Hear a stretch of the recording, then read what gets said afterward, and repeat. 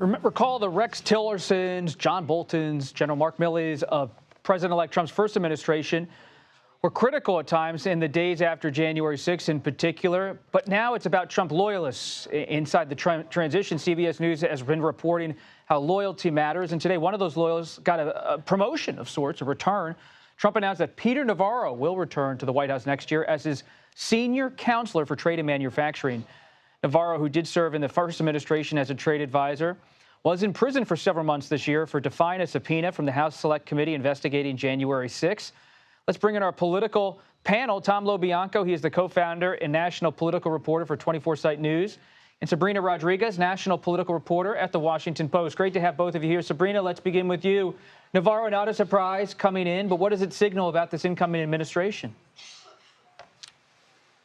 I mean, it signals that we're going to be seeing a repeat of Trump's trade policies. You know, Peter Navarro is someone who has been with him since the beginning. He served as an advisor to Trump in his 2016 presidential campaign. He was with him through his entire first term. And they share a lot of the same views when it comes to trade policy. So it really points us to expect Donald Trump to try and deliver on his promises of tariffs. You know, this is someone who shares his protectionist views, who is down to, you know, launch tariff threats at countries around the world. And that really is what Trump has promised, and that is where Peter Navarro really stands on these issues. So it's someone who's in alignment with him on that trade front. And Tom, it brings up the question, who's running economic policy in the next Trump administration? Is it the Treasury Secretary, the Commerce Secretary, Howard Lutnick, if he gets confirmed? Is it some economic advisor in the White House, or is it Peter Navarro, who always is vocal inside these internal deliberations? What does your reporting tell you? I mean, very classic Trump world dynamic, you know, Lutnick versus Bessent. Navarro being of that Bannon, Don Jr. wing of things. You know, you think back to these classic governing studies out of Harvard, you know, how you set up an operation. And Trump's only ever been one operation. It's whoever's in his ear, whoever's got the cell phone, how many can Susie Wiles, as chief of staff, block and tackle. But you know, Sabrina noted there, it really is, there is some unity on key items here, you know, especially with trade, potentially tariffs. Tariffs could be a little weird, all right? And you got to see where the donors come down on that.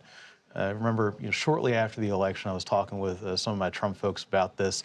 You know, where are the mega donors on this thing? But it's actually fairly, as Trump world goes, it's actually fairly unified.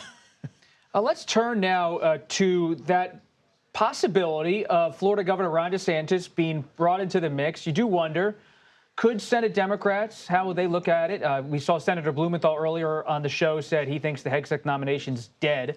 So if it actually does die at some point, Senator John Fetterman of Pennsylvania, who's been unique to say the least in terms of his voice on Capitol Hill, he weighed in on this possibility today. I consider voting yes for him if he's possible, but I think he has to finally admit that he wears lifts in the boots throughout his whole campaign. Was it 3 inches? Was it 4 inches? I think he really should just come clear on that, and I could consider that. But I would think that he's a better choice than our current choice. As someone who grew up in Pennsylvania, we see classic Western Pennsylvania personality and humor from Senator John Fetterman of Pennsylvania there. Sabrina, though, when it comes down to the reality of the defense secretary position, do you believe that DeSantis could actually get a bit of a bipartisan coalition if he ever became the nominee? I think the reality is to find anything these days that's going to get a bipartisan vote is going to be very tough. I think Fetterman remains a unique figure in the Senate at this point. But will it be easier to get those 53 Republican votes? Certainly. I mean, seeing the conversation that's happening on Capitol Hill today and this week around Pete Hegseth just shows the uphill battle that he has. And the fact that we are even having a conversation about Trump, you know, considering DeSantis and having serious conversations with him about this, I think tells us potentially the future of Hegseth's nomination, and the fact that, you know, DeSantis will be someone that is less polarizing amongst Republicans and will be someone that the Republican base would be happy to see in that position. Let's watch some of what Florida Governor DeSantis has said about President-elect Trump in the past. He said he was going to drain the swamp, and I appreciated that. He did not drain the swamp. It got worse. He also said that he was going to build a wall and have Mexico pay for it, which I supported, and that didn't happen. Trump, his refusal to debate, to me, that's a slap in the face to the people of Iowa. Donald Trump is a choice. He's focused on his issues and himself. So, Tom, he said all that and more. Doesn't matter. If this happens, it's a brilliant chess move because it takes somebody who remains something of an independent powerhouse in Republican politics, not nearly where he was a year ago, but takes him out of the governorship, his own autonomy, puts him underneath of Trump, allows them to have some say in the governorship of Florida down there. I'm laughing because 1 year ago, when we were in the middle of the primary, we were still in the kiss of death countdown with DeSantis and Trump. They were sending out the emails constantly. Kiss of death, day 45. Oh, I remember. And that's pretty tepid from DeSantis. The question I have, and I was talking with some folks earlier about this, would he have the same problem that Matt Gaetz would have on the Hill? He didn't have great relationships with lawmakers. I mean, you remember he would walk around with his AirPods in. This was a key problem for him in the primaries. It's why he saw one of his best friends, Brian Mast, actually decamped from him. That was really remarkable. So I don't know that he would be able to survive a confirmation hearing. And the other question, too, is would he take it? Would he want to do that?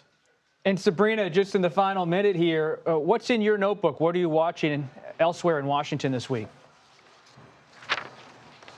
I mean, I think it's definitely comes down to these confirmations and really us paying attention to who are the folks that Trump is going to be tapping for these positions. As we head towards January 20th, I think it's a big question. What is he going to be trying to get done on day one? I think we have some indications just from the people that he's tapping for these positions, how much, trade and immigration will be a huge issue, but how those things are fleshed out. How is it that he's going to roll out some of his trade policy? How is it that he's going to carry out mass deportation? I think for us, just getting some indications between now and January 20th will be key because he made so many day one promises. So what will actually get done on day one? Sabrina Rodriguez down in West Palm Beach, keeping an eye on the transition. Appreciate your reporting. And Tom LoBianco, always great to see you here on set. Thank you very much for stopping by.